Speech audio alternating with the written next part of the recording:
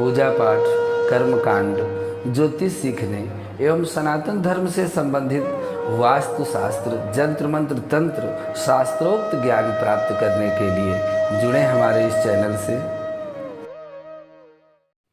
नमस्कार मित्रों, स्वागत है ज्योतिष शिक्षा के इस कार्यक्रम में, जहां पर आप अपने ज्ञानार्जन के लिए सुंदर जो शास्त्रों में बताए गए विधान है उनका अध्ययन कर रहे हैं। आज आपके लिए एक ऐसी जानकारी लेकर के आए हैं, शायद ही आपको इस विषय में पता हो। प्राय आपने देखा होगा यात्रा के समय या किसी जगह यदि बिल्ली रास्ता काट जाए तो लोगों को बड़ा आश्चर्य होता है, बहुत भयभीत होते हैं।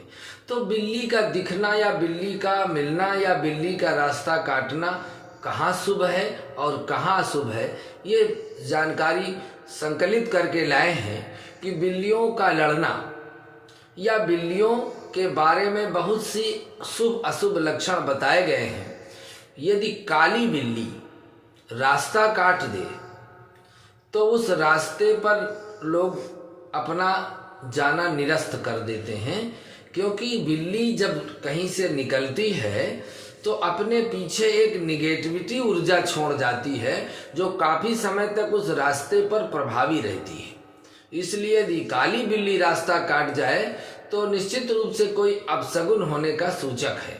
इसी तरह से कहते हैं कि जिस भवन में या मकान में आसपास बिल्लियां प्रायः लड़ती रहती हैं, वहां शीघ्र ही उस मोहल्ले में या परिवार में विघटन होने की संभावना रहती है, विवाद में वृद्धि होती है और आपस में मतभेद होता है।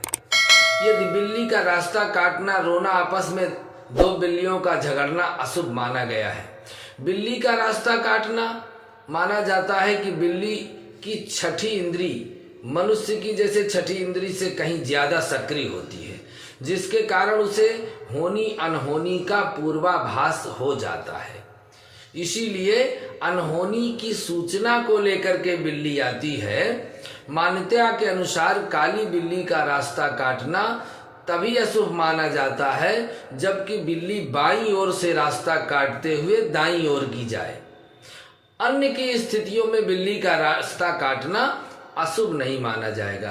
अर्थात बाईं ओर से दाहिनी ओर की यदि जा रही है तो वह अशुभ सूचक है। जब बिल्ली रास्ता काट कर दूसरी ओर चली जाती है तो अपने पीछे वह उसकी निगेटिविटी ऊर्जा छोड़ देती है जो काफी देर तक उस मार्ग पर बनी रहती है।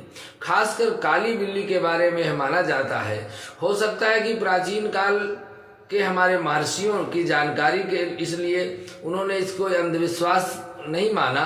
बिल्ली का रास्ता काटना प्रायः अशुभ है और उसमें भी सबसे अशुभ ये है कि बिल्ली जब बाईं ओर से रास्ता काटे और दाहिनी ओर की ओर जाए तब विशेष अशुभ है। इसी तरह से बिल्ली के रोने की आवाज बहुत डरावनी होती है। निश्चित ही इसको सुनने से हमारे मन में भय उत्पन्न होता है, आशंका का जन्म होता है।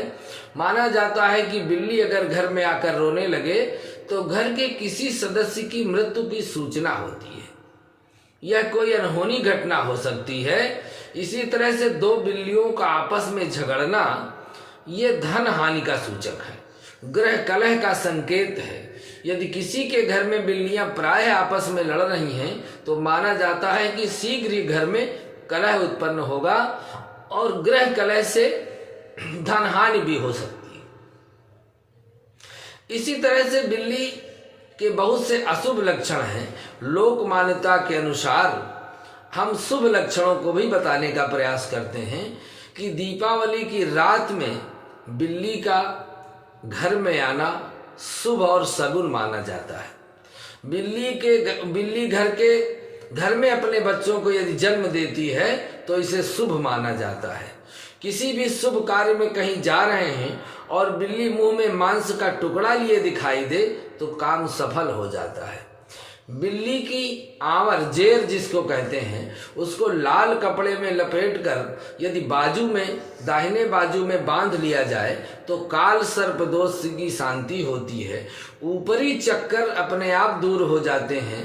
नजर दोष, प्रेत बाधा, इन सभी में बिल्ली की जेर बांधने से लाभ मिलता है। यदि सोए हुए व्यक्ति के सिर को बिल्ली चाटने लगे तो ऐसा व्यक्ति सरकारी मामले में जेल चला जाता है। बिल्ली का पैर चाटना निकट भविष्य में बीमार होने का सूचक है। बिल्ली यदि ऊपर से कूद कर चली जाती है तो अनेक तकलीफ सहनी पड़ती है। यदि आप कहीं जा रहे हों और बिल्ली आपके सामने कोई खाने वाली वस्तु लेकर आए और म्याऊं बोले तो ये अशुभ होता है। यही क्रिया आपके घर से आते समय यदि हो तो वही शुभ होता है।